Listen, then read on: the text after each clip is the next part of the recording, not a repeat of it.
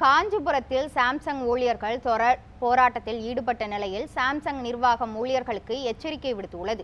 இது குறித்த கூடுதல் தகவல்களை நமது செய்தியாளர் பாலசுப்ரமணியன் வழங்க கேட்கலாம். பாலசுப்ரமணியன், முழுமையான விவரங்கள் என்ன பதிவு பண்ணுங்க.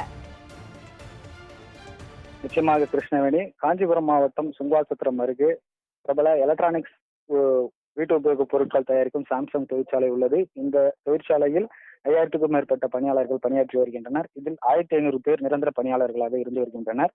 இதில் ஊதிய உயர்வு, 8 மணி நேர வேலை, CITU தொழிற்சங்க அனுமதி உள்ளிட்ட கோரிக்கைகளை வலியுறுத்தி கடந்த 9ஆம் தேதி முதல் தொடர்ந்து 12 நாட்களாக வேலை நிறுத்த போராட்டத்தில் ஈடுபட்டு வருகின்றனர். மேலும் இது குறித்து சமரச பேச்சுவார்த்தை, தொழில்துறை துணை ஆணையர், தொழிலாளர் துறை அமைச்சர், தொழிலாளர் துறை செயலாளர் என 3 கட்ட பேச்சுவார்த்தையிலும் தோல்வியடைந்த நிலையில் கடந்த 13ஆம்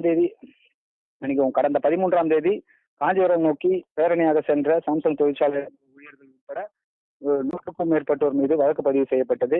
இந்த நிலையில் தொடர்ந்து 12 நாட்களாக போராட்டத்தில் ஈடுபட்டு வருகின்றனர்.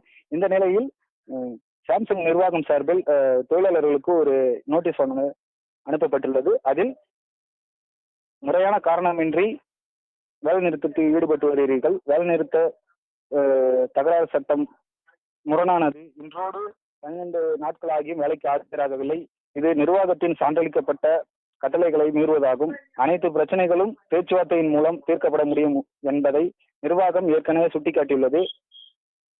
வேறுபாடுகளை தீர்ப்பதற்கு வேலைக்கு ஆஜராக செய்வதற்கும் பல்வேறு இணக்கமான முயற்சிகளை மேற்கொண்டுள்ளது. இருப்பினும் சிலர் தொடர்ந்து சட்டவிரோத வேலை நிறுத்த போராட்டத்தில் ஈடுபட்டு வருகிறீர்கள்.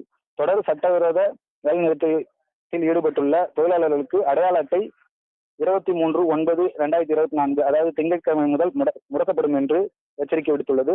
அதேபோல் பணிக்கு ஆஜராக விருப்பப்படும் தொழிலாளர்களை யாராவது வேலைக்கு வரவிடாமல் தடுக்கப்பட்டு அல்லது வேலை நிறுத்தத்தில் ஈடுபட கட்டாயப்படுத்தினால் அது குறித்து உரிய சட்ட நடவடிக்கை எடுக்கப்படும் எனவும் தெரிவித்துள்ளது.